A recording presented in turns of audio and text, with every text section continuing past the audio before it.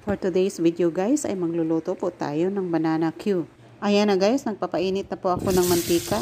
Ayan, nilagay ko na po ang mga saging. Napakadali lang po itong lutuin. Masarap ito guys, pang merienda. Naaalala ko tuloy nung kabataan ko. Ito ang lagi kong merienda. Favorite ko kasi ito. Hanggang ngayon, lagi ko po itong niluluto. Iba kasi guys, pag tayo ang nagluluto, unlimited ang kain natin. At sigurado pa tayong malinis. Ayan na guys, ingat lang po tayo sa talsik ng mantika. Pagluto nito guys, kailangan na mainit ang mantika. Para di dumikit sa kawali ang mga saging.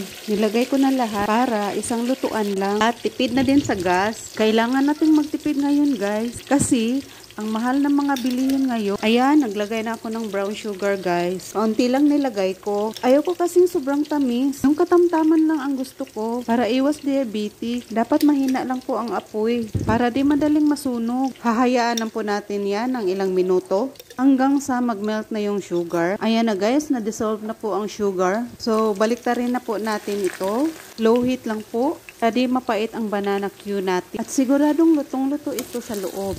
Ang iba kasi nagbibinta ng hilaw pa. Yung di pa masyadong luto sa loob at mapait pa. Yan ang mangyayari pag malakas ang apoy. Mas unang nasusunog ang sugar sa saging. Kaya mapait.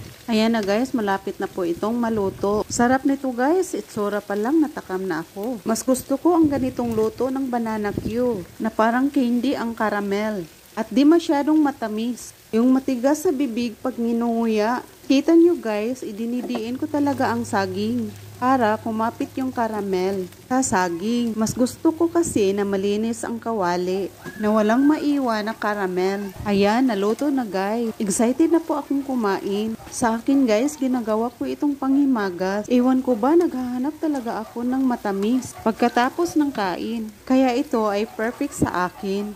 Alam ba niyo guys na maraming benefits sa katawan natin ang saging? Rich in potassium po ito at vitamin B6. Maganda din ito sa puso natin. Kaya ugaliin natin kumain ng saging. Ika nga, may kasabihan na banana a day keeps a doctor away. Ayan na guys, ang sarap ng pagkaluto nito. Maganda din itong pangnegosyo. Patok na patok ito guys. Lalo na sa mga paaralan. Affordable kasi ito. 2 piraso nito ay mabubusog ka na. Solve na ang pang snacks mo. Lalo na't samahan mo ng isang botilyang soft drinks. Ayan na guys, luto na po ang lahat. Masarap itong kakainin guys pag mainit-init pa. Si intact pa ang caramel. Pag malamig na guys, matutunaw ang sugar. Yan na guys, tinikman ko na habang mainit-init pa. So, yan lang guys at sana ay may natutunan kayo. Maraming salamat.